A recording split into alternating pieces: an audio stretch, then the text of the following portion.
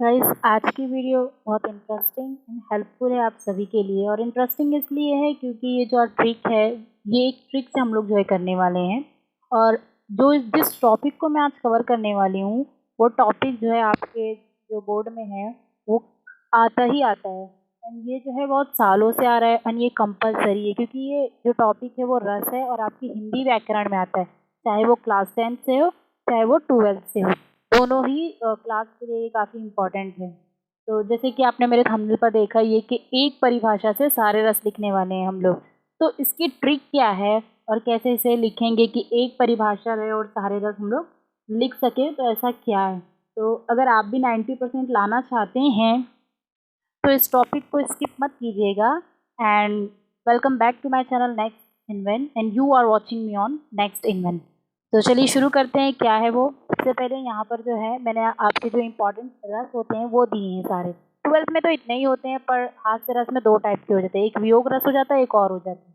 तो यहाँ पर मैंने जो है रस लिखे हैं और यहाँ पर उसका स्थायी भाव लिखा है सामने। तो श्रृंगार रस है, वीर रस है, करुण है, हास्य है, शांत रस है। और सामने उसके स्थायी भाव है और श्रृंगार रस का रति, वीर रस का उत्साह, करुण रस का शौक, हास्य का हास और शांत रस का निर्वेद। तो ये इंपॉर्टेंट है। तो आपको जो है सबसे पहले रस का स्थायी भाव याद करना है, ये सबसे पहला काम है आपका। एंड देन वो परिभाषा क्या है जिससे आपको ये सॉल्व करना है, वो है ट्रिक परिभाषा। मैंने इसको ये नाम दिया है, राइट। अगर आप इसको याद करते हो इस पैरा को, तो आप जो है सिर्फ आपको क्या याद करना है कि कौन सा रस का कौन सा जो है वो स्थायी भाव है, करेक्ट। तो चलिए देखते हैं क्या है वो। तो यहाँ पर जो है सबसे पहला एक श्रृंगार रस जो ऊपर दिया है जिसका स्थायी भाव रति है, मैं उसको आपको एग्जाम्पल दे करके बताती हूँ।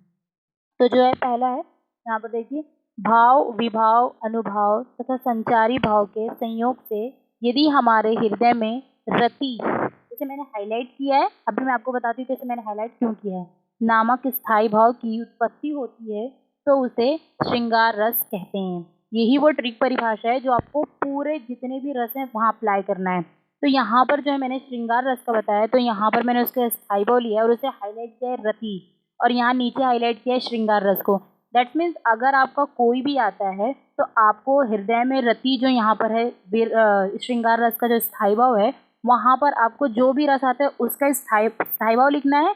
एंड देन नीचे जो रहे वो लिखना है, राइट। अगर जैसे कि मैंने यहाँ पर लिया है श्रृंगार रस का, तो यहाँ मैंने उसका स्थायी भाव लिखा है रति एंड नीचे श्रृंगार रस लिखा है। बस आपको यहीं पर जो है चेंजेस करने हैं कि जो जो जिसका जो स्थायी भाव रहा है पहले वो लिख दीजिए, एंड देन जो पूछा है वो नीचे उस रस का नाम लिख दीजिए। आपको बदलना कुछ नहीं है, बस ये स्थायी भाव चेंज करना है। एंड देन जो पूछा है वो वीर रस पूछा है, करुण रस पूछा है, उसको आपको करना है। फॉर एग्जाम्पल अगर आपको करुण रस पूछा है तो ये रति की जगह आप शौक लिखेंगे क्योंकि शौक उसका स्थायी भाव है, एंड नीचे आप श्रृंगार की जगह करुण रस कह देंगे।